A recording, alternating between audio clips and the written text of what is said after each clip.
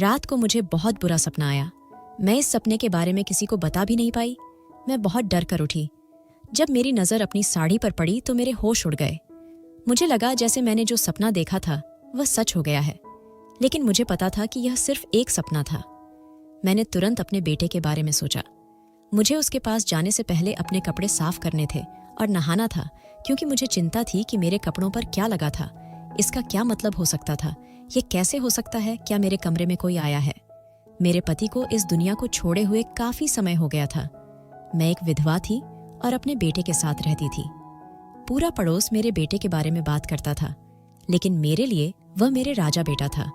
यहाँ तक कि मोहल्ले के लोगों ने भी मुझसे कहा कि तुम्हारा उसके साथ रहना ठीक नहीं है, लेकिन मैं नहीं मानी और कहती कि मेरा अपना बेटा है। लेकिन फिर एक रात मेरे साथ कुछ ऐसा हुआ कि मैं हैरान रह गई और मैं ये सोचने पर मजबूर हो गई कि ये सब मेरे बेटे ने नहीं किया, लेकिन वो इतना बुरा भी नहीं हो सकता था। पर फिर एक रात जो हुआ वो कभी किसी माँ के साथ ना हो, क्योंकि मुझे पता चला कि मेरा अपना ही बेटा रोज रात को मेरे साथ रात भर। मेरे बेटे का नाम विजेंद्र था। उसकी शक्ल सूरत बहुत खूबसूरत था।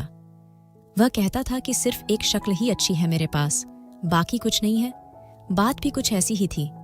हमारे पास खाने पीने को कुछ नहीं था। जब इसके बापूजी इस दुनिया से गए तो यह एक आंसू नहीं रोया। सब कह रहे थे कि इसने अपने दुख को दिल में रख लिया है, लेकिन ऐसी बात नहीं थी। सब लोगों ने उसे कहा कि अब तुम्हें ही अपनी मन का ख्याल करना है। उसने सबके सामने यही कहा कि हाँ, मैं ख्याल नहीं करूंगा तो कौन करेगा। लेकिन उसके बाद उसने घर का कोई ख्याल नहीं किया था। घर में ऐसे दिन भी आए कि घर का सामान बेचना पड़ गया।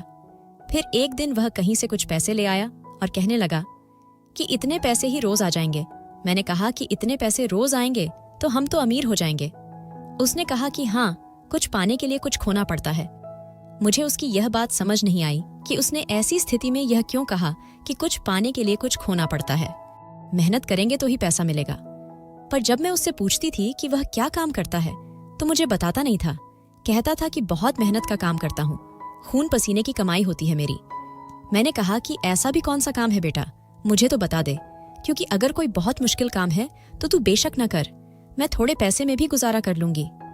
इस बात पर वह हंस दिया और कहने लगा कि आप तो गुजारा कर लोगी, पर मेरा अपना गुजारा नहीं होता है। एक दिन मैं अपने कमरे में बैठी अपने बेटे का इंतजार कर रही थी। जब तक वह आता नहीं था मैं खाना नहीं खाती थी। पर फिर मुझे उसकी आवाज सुनाई दी और पता चला कि वह आ गया है। मैं बाहर आई तो वह रसोई में खड़ा थाली में खाना परोस रहा था। मैंने कहा कि यह क्या बेटा, मुझे कह दिया होता। तो कहने लगा कि नहीं नहीं, बस हो गया। जब मैंने देखा तो उसके हाथ में 2 थालियां थीं। मैं सोचने लगी कि उसने मेरे लिए भी खाना निकाला है और मेरे साथ बैठकर खाना खाना चाहता है। शायद वही ये खाना लेकर मेरे कमरे में ही आ रहा था, लेकिन मैंने उसे पहले ही देख लिया। पर वह दोनों थालियां हाथ में उठाकर बोलने लगा कि माँ, जरा अचार भी पकड़ा देना, और दोनों थालियां लेकर अपने कमरे में चला गया। मैं हैरान हुई कि कमरे में कौन है। मैंने कहा कि क्या तेरा कोई दोस्त आया है? तो उसने कहा कि हाँ, बहुत खास दोस्त है। पर जब मैंने देखा तो मेरे लिए कोई खाना नहीं पड़ा था। मैं चुप हो गई। मुझे भूख तो बहुत लगी थी, पर अब क्या कर सकती थी। मैंने कहा कि उसका दोस्त आया है, वह कहेगा कि इनके घर खाना खाने को भी कुछ नहीं, और फिर मेहमान तो भगवान होता है, मेहमान ने खा लिया तो यह तो अच्छी बात है। मैं वापस अपने कमरे में चली गई, लेकिन आधे घंटे के बाद मुझे मेरे बेटे के कमरे से अजीब किस्म की आवाजें आने लगीं। ऐसी आवाज तो किसी महिला की ही हो सकती थी। उसके कमरे में उसका दोस्त नहीं था, और अगर दोस्त था तो इस घर में बहुत बड़ा अनार्थ हो रहा था। मैं तुरंत उस कमरे की तरफ गई और मैंने दरवाज़ा खोलने की कोशिश की, लेकिन दरवाज़ा अंदर से बंद था। मुझे पता चल गया कि क्या हो रहा है। अंदर कोई दोस्त नहीं था, अंदर कोई लड़की थी जिसको मेरा बेटा घर लेकर आया था। मैंने तो अपना सर पकड़ लिया कि यह विजेंद्र ने क्या काम शुरू कर दिया है। अब क्या होगा? मैं इसके बाप को क्या जवाब दूंगी? मैं बाहर ही बैठ गई और 2 घंटे के बाद एक लड़की वहां से निकली, अपनी साड़ी के पल्लू को संभालती हुई। वहां से ऐसे चली गई कि जैसे उसे कोई परवाह ही नहीं थी। साफ पता चल रहा था कि वह कौन थी। वह किसी की बेटी, किसी की इज्जत, किसी अच्छे घर की लड़की नहीं थी। शायद वह यही सब काम करती थी, इसीलिए तो किसी के भी घर आ गई और खाना भी खाया, अपना काम किया और अब जा भी रही थी। मैं जब कमरे में गई तो मेरा बेटा बिस्तर पर पड़ा शायद सोने लगा था। मैंने कहा कि यह क्या काम शुरू कर दिया है तूने? शर्म नहीं आती तुझे?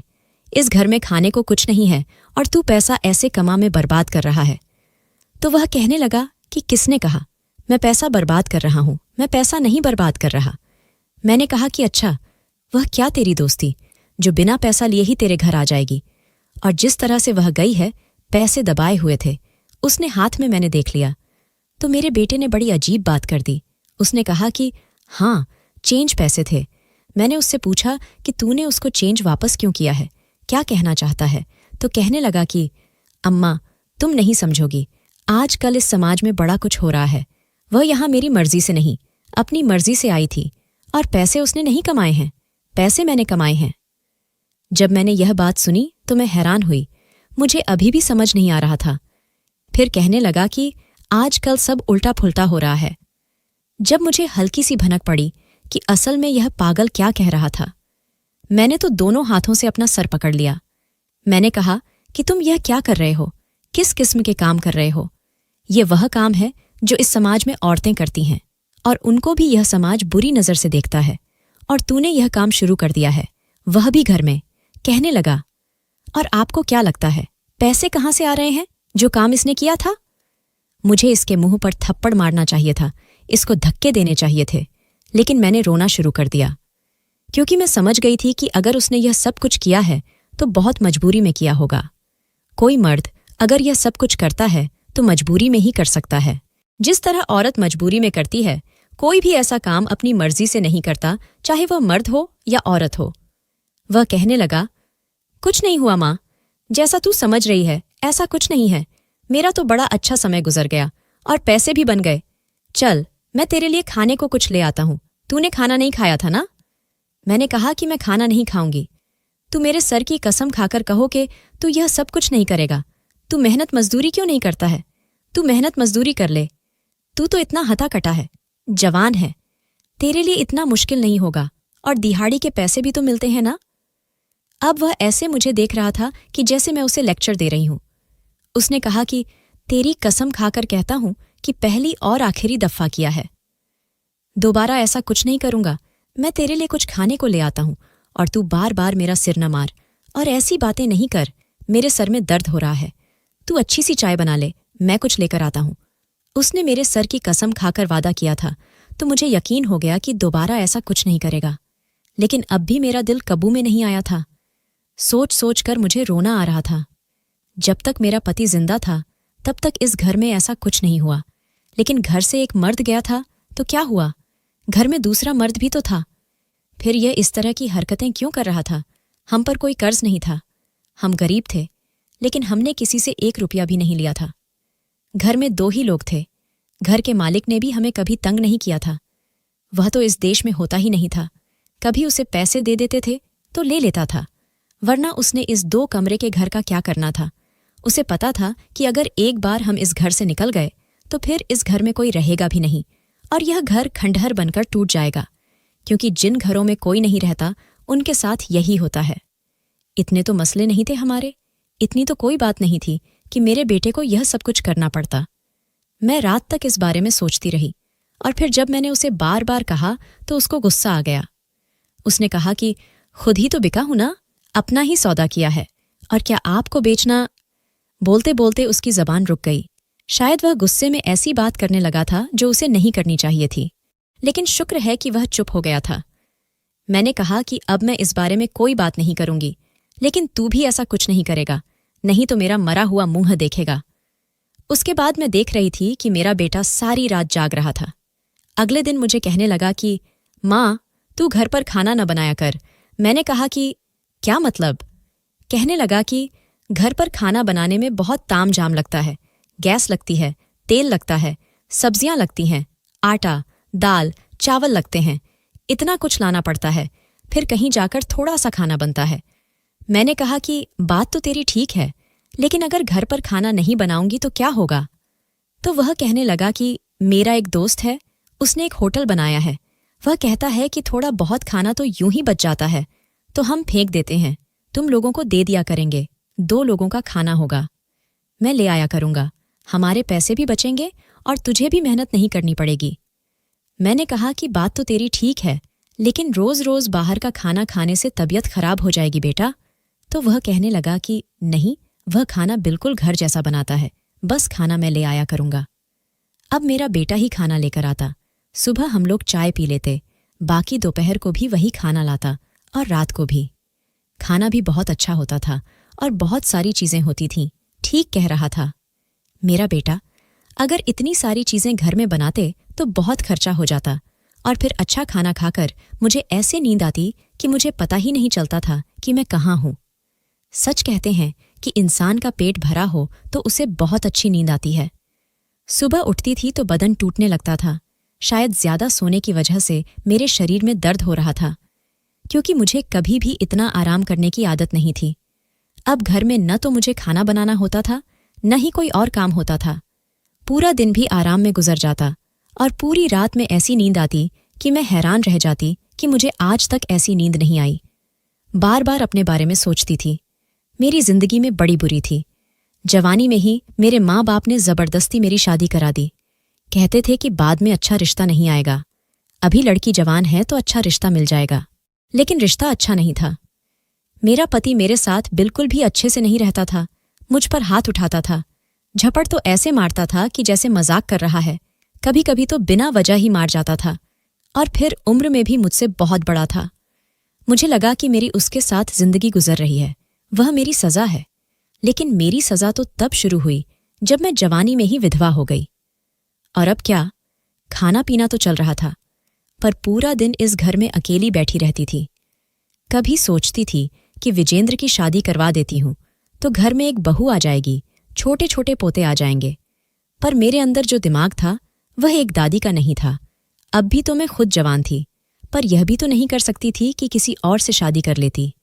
मेरा किसी और से शादी करने का मन नहीं था। अब मेरा शादी से मन उठ गया था। ये जो पुरुष होते हैं ना, ये कभी भी महिलाओं के दुख दर्द नहीं समझ सकते। उनके लिए औरत सिर्फ एक चीज होती है, कभी उससे ज्यादा नहीं होती। कभी उनसे अपने घर के काम करवाते हैं, कभी अपने बच्चे पैदा करवाते हैं, कभी अपने माँ बाप की सेवा करवाते हैं, तो कभी अपने मन की मर्जी करते हैं। औरत क्या सोचती है, क्या चाहती है, यह कोई भी नहीं सोचता। पूरा दिन घर में अकेली बैठी रहती थी। मेरे बेटे को ही मेरा ख्याल था। बस इतना ख्याल तो करता था। मेरे लिए पकाया खाना लेकर आता ताकि मुझे खाना न बनाना पड़े, और फिर रात को मेरे पास बैठ जाता था। एक दफा मैंने कह दिया कि मुझे भूख नहीं है, तो कहने लगा, अरे पूरी रात पड़ी है, आपको बीच में भूख लग जाएगी। और फिर यह घर का खाना तो है नहीं कि थोड़ा बचा हुआ होगा तो खा लेंगे। होटल का खाना है, जल्दी खराब हो जाता है, इसको अभी खा ले। भूख नहीं है तो भी खा ले, नहीं तो फिर आधी रात को भूख लग जाएगी। मैंने कहा कि नहीं बेटा, मेरा दिल नहीं कर रहा। तो उसने मुझे अपने हाथों से खाना खिलाया। आजकल के बच्चे ऐसे नहीं हैं कि जिनको अपने माँ बाप का इतना ख्याल हो। आजकल तो कोई भी किसी का इतना ख्याल नहीं करता जितना मेरा बेटा करता था। मैंने उसे बातों बातों में कहा कि बेटा, मैं तेरी शादी करवाना चाहती हूं। इस बात पर वह हंसने लगा और कहने लगा कि आज मैं भी यही सोच रहा था, लेकिन उसके लिए थोड़े पैसे तो जमा करने पड़ेंगे ना माँ, और यह घर भी छोड़ना पड़ेगा। यहां पर तो एक ही अच्छा कमरा है, फिर उसे लड़की को कहाँ रखेंगे। मैंने कहा कि हाँ, पैसा तो जमा करने पड़ेंगे, लेकिन हम गरीब लोग पैसे कैसे जमा करेंगे। वह कहने लगा कि आप चिंता नहीं करो, पैसों का इंतजाम हो जाएगा। आप एक काम करो, मेरे लिए भी अच्छी सी लड़की देखो। तो मैंने कहा कि तेरी क्या शर्त है, तुझे कैसी पत्नी चाहिए। वो कहने लगा कि बस लड़की बहुत ज्यादा सुंदर और सुशील होनी चाहिए, दुबली पतली होनी चाहिए, मेरे साथ खड़ी हुई अच्छी लगी। अरे मैं किसी से कम हूं क्या, और पैसों की परवाह नहीं करो, अब पैसे आ जाएंगे, बहुत पैसे आएंगे। एक बड़ा सा काम फंसाया है, माँ प्रार्थना करो कि वह काम हो जाए, तो फिर हमारी जिंदगी ऐसे गुजरेगी, फिर आपको भी कभी कोई काम नहीं करना पड़ेगा। मैंने कहा कि मैं कौन सा कोई काम करती हूं, तो इस बात पर वह थोड़ा सा घबरा गया और उसने कहा कि हाँ, आप काम नहीं करती, लेकिन मेरे काम तो करती हो ना। बस आपकी बहू आ जाएगी तो वही सारे काम करेगी, मेरे काम भी वही करेगी, घर के काम भी वही करेगी, और आपके लिए खाना भी वही बनाएगी। मेरा बेटा कितनी अच्छी बातें करता था। उसकी बातें सुनते सुनते ही मैं कब सो गई, मुझे पता ही नहीं चला। जब मेरी आंख खुली तो मुझे बड़ा अजीब लगा। वह क्या सोचेगा कि मैं अपनी माँ से बात कर रही थी और मेरी माँ घोड़े गड्ढे बेचकर सो गई। लेकिन जब मैं सुबह उठी तो यह देखकर हैरान रह गई कि मेरे कपड़ों पर कुछ गंदा लगा हुआ था, पर यह क्या चीज़ की ऐसा लगता था कि कुछ सफ़ेद सफ़ेद सा लगा है। मैं घबरा गई। मैंने कहा कि जब मैं सोई थी तब तो मेरे कपड़े साफ थे। मैं फौरन से कपड़े बदलने चली गई। मुझे लगा कि चलो कुछ लग गया होगा, लेकिन अब रोज़ ही ऐसा होता कि पूरी रात मुझे ऐसी नींद आती कि अपने बारे में पता ही नहीं होता। जब सुबह उठती तो मेरे कपड़ों पर कुछ गंदगी सी लगी होती, जिसकी मुझे समझ नहीं आती कि कब लगी, कैसे लगी। मुझे याद भी नहीं होता था। मेरे बेटे ने मुझसे सारे काम ही ले लिए थे। अब मेरा कोई काम ही नहीं था। खाना मुझे बनाना नहीं होता तो मैं घर से बाहर कोई चीज़ लेने भी नहीं जाती थी। लेकिन आज मेरा दिल बहुत उदास हो गया तो मैं बाहर निकल गई। ऐसे ही दुकान तक चली गई जब वहां पर मुझे मोहल्ले की एक औरत मिली। पहले तो वह मुझे देखकर ऐसे मुंह बना रही थी कि जैसे मुझसे बात नहीं करना चाहती है। फिर थोड़ी देर बाद मेरे पास आ गई और कहने लगी, तुमसे एक जरूरी बात करनी थी सुषमा बहन। तुमने यह क्या काम शुरू कर दिया है? तुम्हारा पति इस दुनिया से क्या गया? तुमने तो सारी शर्म बेच खाई है। तुम्हारे घर में क्या हो रहा है तुम्हें पता है? पहले तो मुझे उसकी बात पर बड़ा गुस्सा आया, पर फिर मैं समझ गई कि वह किस बारे में बात कर रही है। उस दिन वह लड़की थी ना हमारे घर, और फिर जिस तरह से कमर मटका के जा रही थी तो जाहिर है कोई भी उसको देखकर पहचान लेता कि वह क्या काम करती है। मैंने कहा कि हाँ, हुआ था, एक दफा ऐसा हो जाता है कभी कभी। जवान बेटा है ना, इसलिए उसने कहा कि बेटे से ज्यादा जवानी तो तुम्हें चढ़ी हुई है। घर में तुम्हारे मर्दों का आना जाना खत्म ही नहीं हो रहा। मैंने कहा कि कौन से मर्दों का आना जाना, मेरे घर में कोई नहीं आता जाता। उसने कहा कि अच्छा, अब तुम ऐसे झूठ बोलोगी और हम मान जाएंगे? तुम्हारे घर में तो ऐसे मर्द आ रहे हैं जैसे तुम तो डॉक्टर बन गई हो, और वह सारे मरीज हैं जो तुमसे इलाज करवाने के लिए आते हैं। तुम्हारे बेटे के इतने दोस्त हैं क्या? लेकिन तुम्हारा बेटा तो हमारी आंखों के सामने पला बड़ा है, और मोहल्ले का कोई भी लड़का उससे दोस्ती नहीं करता, जैसे उसकी नीयत और बातें हैं। यहां पर तो उसका कोई दोस्त नहीं है। मैंने कहा कि तुम कैसी बातें कर रही हो? मेरे घर में कोई भी आता जाता नहीं है। मैं तो पूरा दिन अकेली होती हूँ। आज भी इसीलिए घर से निकली हूँ, क्योंकि अकेली बैठी बैठी बोर हो रही थी। बस मेरा बेटा और मैं ही तो होते हैं घर में। थोड़ी देर बाद वहां एक और औरत आई और कहने लगी, क्या बात है, क्या हो गया? तो यह औरत कहने लगी, बस मैं तो इसको कह रही थी कि भगवान से डरें, लेकिन इसको तो कोई शर्म ही नहीं है। वो दोनों बातें करती करती वहां से चली गई, और मैं ये सोचती रह गई कि आखिर इस औरत की बात का मकसद क्या था। मैं घर पहुंची तो बड़ी परेशान थी। मेरा बेटा खाना लेकर आया था। मैंने उसे सब कुछ बताया। वह भी हैरान हुआ। उसने कहा कि लोग ऐसी बातें करते हैं, लगता है किसी और घर की बात थी, वो आपसे कर दी, उन्हें गलतफहमी हो गई होगी। मैंने कहा कि ऐसी भी कैसी गलती किसी को हो सकती है? क्या आप किसी के मुंह पर इतनी सारी बातें सुना दो और बाद में पता चले कि नहीं, यह तो वह आदमी ही नहीं था। मेरे बेटे ने कहा कि छोड़ो माँ, आप क्यों लोगों की बातें सुनती हो? आप घर से बाहर ना जाएं करो। मैंने कहा कि अकेली रहती हूं ना, तो परेशान हो जाती हूं। आज शाम को तुम मुझे कहीं लेकर क्यों नहीं जाते? बड़े वाले मंदिर में ही ले जाओ। भगवान से प्रार्थना करूंगी। थोड़ी देर वहां बैठ जाऊंगी तो मेरे दिल को सुकून आ जाएगा। वह कहने लगा कि रात में तो नहीं ले जा सकता हूं, अभी ले जाता हूं, तुम मेरे साथ चलो। मैं खुश हो गई। मेरा बेटा मुझे मंदिर ले गया, लेकिन वहां पर भी लोग हमारी तरफ इशारे करके कानाफूसी कर रहे थे और एक दूसरे को कुछ न कुछ बोल रहे थे। इसीलिए हम लोग जल्दी वापस आ गए। मैंने अपने बेटे से फिर कहा कि यह सब क्या है, तो वह कहने लगा कि बस लोग हैं, बातें करते हैं, आप इन बातों के बारे में नहीं सोचो।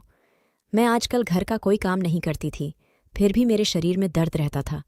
मुझे याद है कि मेरी अपनी माता कहती थी कि जब इंसान ज्यादा ही बैठने लगता है तो तब भी उसकी हड्डियों में दर्द शुरू हो जाता है। शायद इसीलिए मेरे साथ यह सब हो रहा था।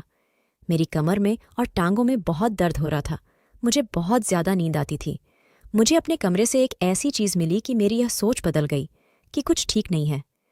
मैं सोचने पर मजबूर हो गई कि कुछ ना कुछ गड़बड़ जरूर है, क्योंकि उस चीज का मेरे कमरे में कोई काम नहीं था। मेरा तो पति भी इस दुनिया में नहीं था, तो फिर यह चीज मेरे कमरे में क्या कर रही थी? यह तो ऐसी चीज थी जिसका संबंध पति पत्नी से ही हो सकता है। मेरे दिल में यह बात आ गई थी कि कुछ तो बुरा हो रहा है। मैं रात को इतनी गहरी नींद कैसे सो जाती थी? सुबह मेरे कपड़ों पर अजीब किस्म का गंध लगा होता था।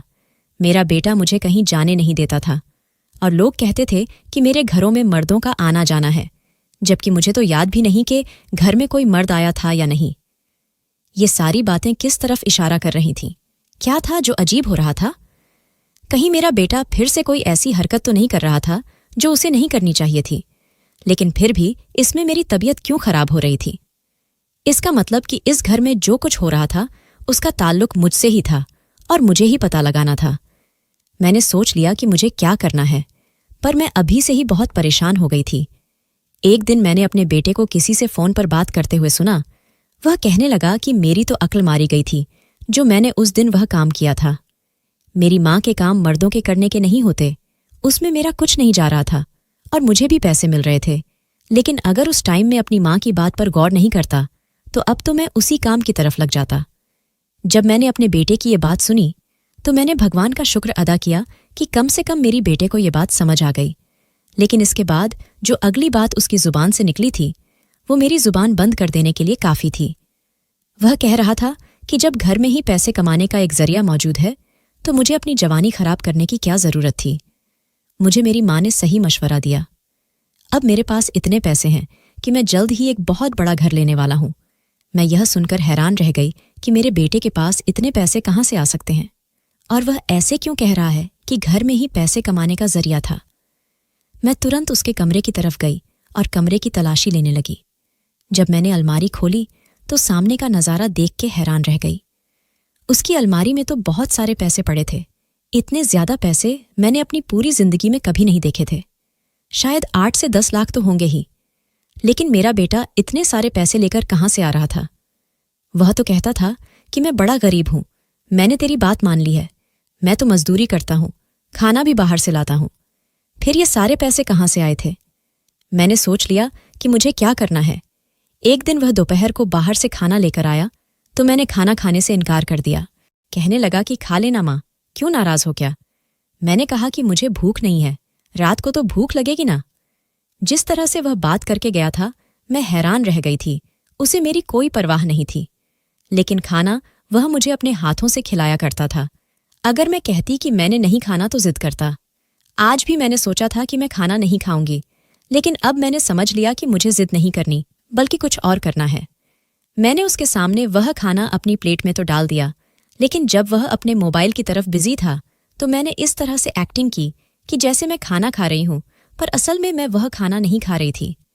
मैंने अपनी गोद में एक रुमाल रखा था और उसके अंदर वह खाना गिराती जा रही थी। वह मुझे बार बार कह रहा था कि जितनी भूख है उतना खाएं, खाना बहुत अच्छा है, पेट भरकर खाओ। मैंने कहा कि हाँ, मैंने खा लिया और मैं अच्छे तरीके से उठी और खाना जाकर कोड़े में फेंक दिया। मैंने कहा कि मुझे नींद आ रही है, मैं सोना चाहती हूं। तो वह कहने लगा कि माँ, यह कपड़े बदल लो। मैंने कहा कि क्यों? तो कहने लगा कि तुम्हारे कपड़े बहुत गंदे हैं। मैंने कहा कि नहीं, मैंने तो आज ऐसा कोई काम ही नहीं किया, बस रोज से ही हैं कपड़े पहन रखे हैं। तो उसने कहा कि वही तो कह रहा हूं ना कि इतने दिन से कपड़े पहन रखे हैं तो कपड़े बदल लो। मैं सोचने लगी कि अब तो सोना ही है तो कपड़े बदलने के लिए क्यों कह रहा है। फिर मैंने सोचा कि शायद इसके पीछे भी कोई बात है, मुझे इससे ज्यादा सवाल नहीं करने चाहिए। मैंने कहा कि ठीक है, मैं कपड़े बदल लेती हूं। इस बात पर वह बहुत खुश हो गया। मैं कपड़े बदलकर हाथ मुंह धोकर अपने कमरे में आ गई और सोने का नाटक करने लगी। पर मैं सोच रही थी कि मुझे फिर से इतनी ज्यादा नींद आ जाएगी और मैं सो जाऊंगी और पता नहीं कर पाऊंगी कि मेरा बेटा रात भर क्या करता है। लेकिन ये क्या कि आज मुझे नींद ही नहीं आ रही थी, वह बार बार मेरे कमरे में झांक रहा था। इससे पहले कि उसे शक हो जाए मैं सोने का नाटक करने लगी, क्योंकि मुझे नींद इसलिए नहीं आ रही थी कि मैंने आज खाना नहीं खाया था। इसका मतलब वह खाने में नींद की कोई ना कोई दवा जरूर मिलाया करता था। लेकिन वह ऐसा क्यों करता था, ये बात अभी भी मैं जान नहीं पाई थी। मैं सोने का नाटक करने लगी।